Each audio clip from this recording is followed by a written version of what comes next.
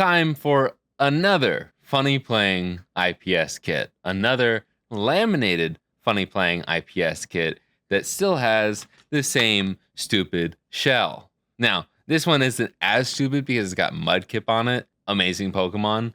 And that's why I chose it, because I'm going to keep this one for, testing purposes, numbers, reference in the future. And I like Mudkip. But I still dislike these shells. I still really dislike them. I'll show you why later on when we get to the installation point, but these shells are not the best. They are not very structurally sound down here because there's a lot of plastic missing down here, and this little piece just isn't enough to be structurally sound. If you drop it like this, it gon' break. If you don't install this perfectly, it gon' break. So, without any further ado, let's start by tearing this thing down because this is just a tutorial. So, we got 1, 2, 3, 4, 5, 6 tri-wing screws to take care of. And then we have one Phillips head down here. It's going to be a Phillips 1 bit, and we're good. Now we can take the back half off, lift up, and we've got a 40 pin here. That's awesome. We can lift these two tabs up. At the same time, we'll make it easier. And then you can use your screwdriver to carefully remove the old screen's ribbon cable, just like that. If it's not going, you probably didn't lift the latches up enough. It's okay. Just try pushing these tabs back up again. They should be fully extended on both sides. Then we can remove these 3 Phillips head screws from the motherboard. Sometimes there will only be 2. That is just okay. Just remove the screws that you have there. And once they are removed, you can lift this out of here, this whole motherboard. I grab it by the cart slot just because it's the easiest, and it should come out pretty darn easily. We can take all of our pieces from the original Game Boy and toss it to the side. We don't need it anymore. You cannot use an original shell. You cannot reuse your shell. You have to get a Funnyplaying laminated, specifically a laminated ready shell. But before we get to that, this Game Boy is actually pretty nice looking. It's not too dirty, which is good, but I'm still going to clean it up a little bit. So I'm going to take some isopropyl alcohol here. It's 99%. I'm going to spray it on there. You can also just spray it on your toothbrush. You can drop some on your toothbrush if you don't have a fancy spray bottle like I do. And just scrub a dub, get the dust off of this bad boy. Normally, I deep clean my Game Boy motherboards in an ultrasonic cleaner, but I have not been able to do that to this one yet, so we're just doing it the old-fashioned way. I also like to scrub the dirt off of the speakers. You should not spray the speakers directly with any liquid, but when I just spray the entire motherboard with a light mist, it's not that bad. It's just okay. It won't hurt the speaker, but there will be plenty of dust on your speaker that you're going to want to get off anyways. We can do the same thing to the back, spray both sides, and in that cart slot there, you might give a second spray in the cart slot. We really want to get that clean. And you can just go to town with your toothbrush once again. Get up in the battery compartment there, those battery tabs. Get up in the cart slot here. Get around the cart slot and down here. Some of you might have some dirty volume wheels and headphone jacks that might mess with your sound. So I like to pay a little extra attention to that area. And then I like to just wiggle this back and forth, try and get that alcohol in there, try and get that to clean up any oxidization that we can't quite reach. And then you can also try and stick a toothbrush or whatever you're using to clean this underneath that wheel, but don't, try and hurt the volume wheel. You don't want to break it by forcing something in there that doesn't fit in there. And then I like to try and get into the headphone jack as best I can with these bristles, but it's kind of hard with this one. It's a little easier with a long bristle brush like this, but these bristles aren't as stiff, so they don't really scrape off any oxidization as well, but it's good enough. I also like to use this to get in the cart slot because, again, longer bristles does a better job. And the last thing we can do is do a little bit in the link port. Not much we can do about that unless you want to replace it, but most link ports are going to be just fine. And that looks pretty darn good to me, but there's one thing we want to attend to for sure. If you've never cleaned your power switch, which you probably haven't, let's do that. While this mod kit does not require soldering, it's good to solder. It makes controlling the menu easier, but it's not necessary. at all. You do need to be able to use a soldering iron to clean your power switch properly. You can get away with doing some like electronic cleaner, spraying it in there and wiggling the power switch back and forth like that to scrape up anything, but it's not going to do a good enough job. Doing it this way will make your power switch work pretty well for the next 20 years or so. So I recommend doing it this way. We're going to get our iron to 300 degrees Celsius. I like to put a little bit of flux on both sides of this metal tab. Then I like to stick my tweezers underneath the metal tab as best as I can and heat up that one side with my soldering iron until I can get that to lift up. And then I grab it from the other side, heat up the other tab, and hopefully it'll come out. There's a little temperamental there, but we're good. Then we can lift the actual power switch tab out and put our soldering iron down for now. Right here, I have a brand new fiberglass pen. I like to use these to clean up my power switches, but I understand if you're only doing this once, you can probably get away with just some alcohol and a toothbrush. But especially for this thing right here that is very small and fragile, I like to use this very kind and gentle fiberglass pen to clean up any of the dirt that's on this part of the power switch, because if you use a toothbrush, you might actually bend or break off that metal tab, and then your power switch won't work anymore. I'm gonna put that off to the side. And this also makes it even easier to clean the inside of the power switch. So again, why I like to use these. They're also really cheap and you can get them on Amazon. I'll link some down below. But again, you can probably just get away with a toothbrush and alcohol. That's what I used to use before I stumbled upon these. It's totally fine. But again, just wiping back and forth and instantly is clean. Now, I'm still gonna take my time to clean the edges a little bit more. You can also use a Q-tip with alcohol for this area. Makes that a little easier because you can put a little more pressure on it. You don't want to break the plastic outsides, and I wouldn't use it on the thin metal of the power switch. But this part, a Q-tip is good for. And then just going over it a little bit with my toothbrush, and we can put that back in. Get the soldering iron back out so we can solder the metal tab back down. I'm gonna even get a little bit of extra solder on my tip just to make this a little easier to solder down. And we're gonna solder one side down a little loosey-goosey, I know, but get this next side pretty darn good as best as we can before going back over to the other side and lining it up more properly. And then once again, lining up that other side, making sure there's enough pressure downward on both ends so it solders down nice and flat, just like that. And now our power switch is clean and it's gonna work beautifully for years to come. We can put our soldering iron away for now because we're still gonna do the soldering later, but we can now get out our new shell. Again, it is required for this mod to do a new shell. And we might as well get out our new buttons, membranes, and screen kits. I'm actually going to get out our other ribbon cable and our wires from this little bag here. We have our two ribbon cables here. One is a 32 pin, one is a 40 pin. It should say somewhere on here, does it not? Oh, it does, okay. Right here, we've got the IFA 40 and the IFA 32. To figure out which one you need, on your motherboard on the screen connector, it'll have a 40 right here or a 32. Mine says 40, so we're gonna use the 40. So I'm going to throw the 32 pin off to the side. This is exactly the same for both models. Does not matter, just make sure you use the right ribbon cable. From here, we're gonna do almost all of the soldering. We'll get our irons out once again. I'm going to put some flux down on R, L, and S. The S is for select because if you've seen or done a GBA IPS mod before, you can probably figure out what we're about to do. We're gonna solder these wires to the right button, the left button, and select. That will control our menu, and that is all this is used for. If you don't want to do the soldering, you do not have to do this step. But I implore you to watch, to just see just how easy it is. And since Funnyplaying is infamously bad at touch sensors, and touch sensors are just bad in general, this makes life a lot less annoying. So we can put our irons down on R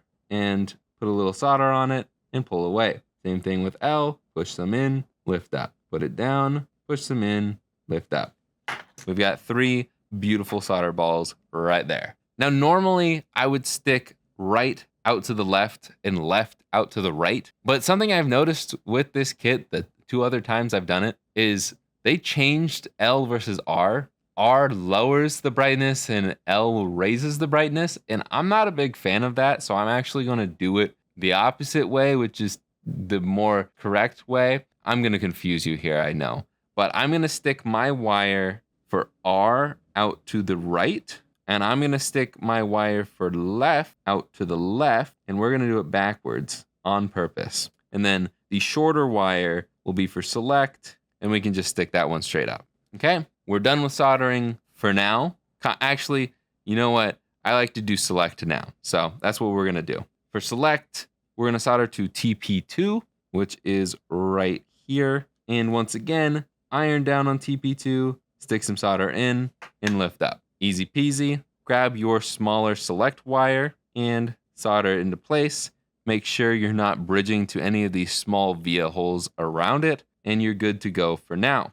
We can flip this over, and I'm just doing it all at once here. We're gonna put some flux on this pin right here, and we're gonna take the wire that's sticking out to this side and solder it right down there. We're gonna make sure the wire is out of the way, of course, but we'll mess with it a little later. And we're gonna do the same thing to this side. This is not mirrored. This is the exact same pin on both sides. This pin right here, and solder that wire that's sticking out that way, our last wire, to that pin. And then we're gonna kind of orient it this way, but we'll mess with that later. And then we are done soldering. We are done. While we're in here, I'm going to stick the ribbon cable into the motherboard like so until it's barely showing any of the gold sticking out. And from here, I'm gonna lock this side down while still holding the ribbon cable into the slot. And then I'm gonna hold this side of the ribbon cable down while I push this part down. And as long as this isn't crooked and it's still only showing this much of the gold,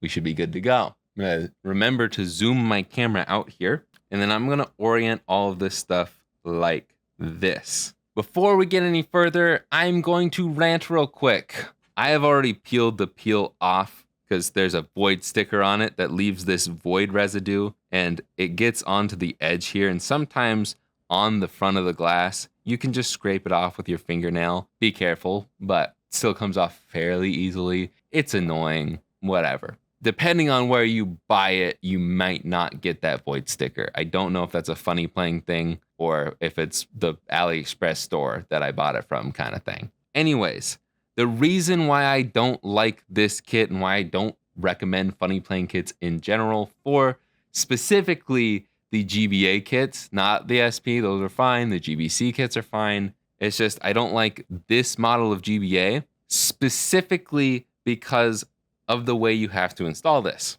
Normally, laminated kits or just any kits in general, you stick the screen or the screen lens or the combination of the two to the shell. For this one, you just rest it into place. And it looks fine, whatever, what's the big deal, Jake? Because it's not secure at all.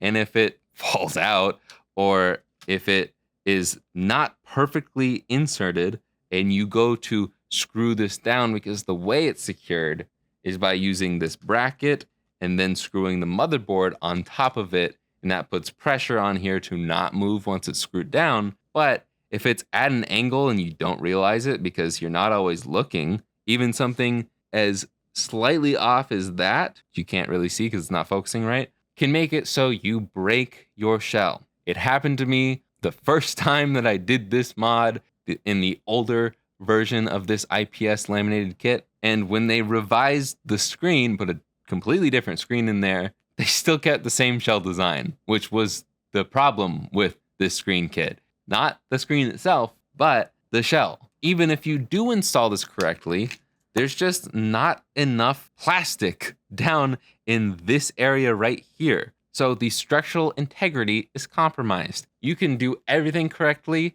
and one little drop on this part of the shell and it's going to snap. There's nothing really there to protect it. You've got the screw post and these two little bits as the extra security, I guess. Like this has a lot more going on to make it a little bit more sound structurally, but it's still not great. It's just too thin. So that's my spiel. That's my rant. Let's continue on. You probably will have a piece of plastic here. I'm not sure why this is even a part of the mold, but you gotta pop this out or else your link port's not gonna fit in there properly. From here, we can drop the screen in like so, make sure it's nice and flat. And I just don't really have a good way to keep it from coming out. And we're going to need to lift this tab up here like that. It's going to open this way. Then we can stick the ribbon cable in on this side. And then I like to use my fingernail on the edge of this bar to push it in as far as I can, make sure it's even, and then we can lock that tab back down. We can now put our buttons in. We got A on the outside, B on the inside. They only go in one way, so don't worry about it. D-pad, you can put in really any way as long as it's facing down like this. And then we can put our A and B membranes on, again, one way. The D-pad membrane only goes in one way. And then our start and select our all membrane, once again, goes in the same exact way. But actually, we're not gonna put this in quite yet because we need to put the bracket in first. And before we do that, we can put our clear little light pipe in that should be in the bag of screws. If you haven't gotten your screws out already, you should do that now. It might be hiding in the battery compartment in the shell. Now, we can take our plastic middle piece here and slot it in like this. You might have to lift up your motherboard a little bit and get the touchpad out of the way, but it should drop in like this, and it should be oriented this way with this little angle cut on this side. And again, this bracket does not lock in anywhere. It just locks in with pressure on the motherboard. But putting our membrane down over the top of it will make it so it doesn't fly out of there, I guess. And we can lift this up, the whole thing. Try not to push on the screen from the bottom side. Then we can lift our entire motherboard over like so. Again, try not to touch the screen on the bottom. We're gonna try and put the motherboard into place. It's kind of hard with a lot of moving pieces. Trying to line up this speaker in its spot. It has a little piece of plastic sticking out, so it only goes in one way. And then still wanna make sure that our touchpad isn't being smushed by the link port. That locks into place, and eventually all the little pieces will lock into place. How many times can I say that in this video? And then normally I like to wrap the wire around this capacitor, but it's actually a little short this time, so we're just going to try and keep it out of the way. But for now, keeping pressure on the top, bottom, and on the cart slot, we're gonna take our screwdriver and put in our Phillips screws in those same 3 spots we took them out of earlier. I recommend using the new screws, not the original screws. And I would be kind of gentle. Don't screw it down all the way just yet, most of the way, because again, you can break the shell kind of easily if you don't have the screen lens fully in place. So what I'm going to do, see, it wasn't clicked in all the way. I'm gonna flip it over and make sure that this is flat. It feels like it's not fully in down here, but the rest of it's locked into place. It's not like tilted or anything, so I think we're good. Flipping it back over, now we can tighten all of these screws back down. I guess I tightened it pretty darn well. And then I like to back it up a quarter turn, each one of these, quarter turn, because that makes the button presses press a little bit easier, register a little bit easier. And from here, we want to make sure our wires are out of the way of any screw posts or screw holes. There's a screw post here, and there's a post that will come down here. It's not a screw post, but this wire could get pinched on that. And same thing, this one here, these two up here. This one's pretty easy to get out of the way, but this one is usually the troublemaker. You can use some Kapton tape or electrical tape to lock the wires down and out of the way. Usually, if it's like that, you're gonna be pretty good. From here, I'm gonna place this down on my mat. I'm gonna take L and R. L is gonna be on the right side since we're upside down. I'm gonna stick it in like that. Do the same thing with R on the other side. The one without the bump is gonna go on our left, and the one with the bump is gonna go on our right. And we can put our power switch down here, and I'm gonna slide it into the off position. Not a big deal. I like to have it off. And before we button it all up, you don't have to do this, but I am going to take the touchpad out of here. I'm going to stick it out just a little bit like so. Then I'm going to remove the double-sided tape, and then I'm going to stick it back down along the top edge of the shell. You don't have to stick it down with a double-sided tape. It should still register without being stuck down like that, because it's probably going to be pressed up against the shell enough. But if you aren't soldering, or you really want that touchpad to be available to you either way, I would recommend sticking it down with that double-sided tape. Now, before we put the back half of the shell on, we just want to double check that our wires are out of the way. Make sure it's not going to be pinched on anything. That looks a-okay to me, so I will put this down. And I'm going to start with our Phillips bit down in the bottom, putting enough pressure on the back of the shell over the entire back of the shell. Get that locked down. Still putting my hand and pressure on it, swapping to my tri-wing screwdriver. I'm going to put it in this middle piece here and screw that down, and then put another one in here and screw that down. Then we can ease up on the pressure from your hand and put the last 4 in. And now we can put our batteries into position, put our battery cover on. I'm gonna put the stickers on after the fact, but we can turn this on and it works beautifully. Let's look at the menu. You can hold select, the menu will pop up. Right to raise the brightness, since we flip-flopped L and R. Otherwise, it'll be L to raise the brightness and R to lower it. But since I did it this way, R to raise the brightness, L to lower the brightness. That's why I do it. It just makes sense. That's how it's always been. But Funnyplaying did a Funnyplaying and just mixed it up for whatever reason. There are 15 levels of brightness, and you can cycle through it. And then we can press and hold L for a second to swap to the color. And there's a couple different color modes. There's that one, there's that one, there's that one. There's a black and white and a green, like DMG style. I think this is just like normal color scheme. I think this is like a brighter, more saturated color scheme. And then this is like the normal neutral color one that's supposed to be like mimicking the original display. I'll mess with that more for the review. I'm just gonna leave it on 2. And then there's the display modes that have the horizontal lines, and I think 2 is like aliased. I don't know. There's really no difference between 1 and 2 from my eyes on this screen. I'll just leave it on 2. And then you can go to the FRM and turn frame blending on or off. I'm just going to leave it off because most games don't need it. And then there's, oh, maybe this is the color grading. You've got the more neutered color scheme. There's 2 and then there's 3. I don't know. Mess around with it and find something you like. Or listen to my full review where I give more details on this. And eventually the menu will go away on its own, or you can just press and hold select until it goes away again. Yeah, you can't just hold select in L or hold select in R to adjust the brightness. You have to open the menu. It's annoying, but whatever. Not that big of a deal.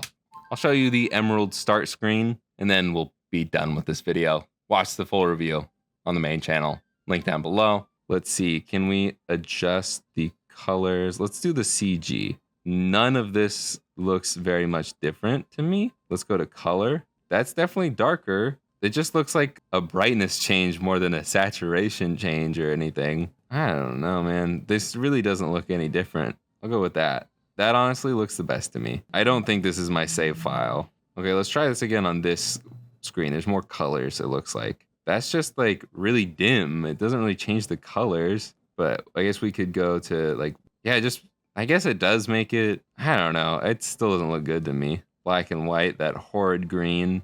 This makes things brighter. It doesn't make it necessarily more saturated. I guess it's a little more saturated. And then that's just like warmer, and that's cooler, and that's brighter and warm. I don't know. I guess you guys can let me know in the comments what you think. But that's about it for me. I don't know why I'm doing my outro for the main channel. I'm just going to end it here.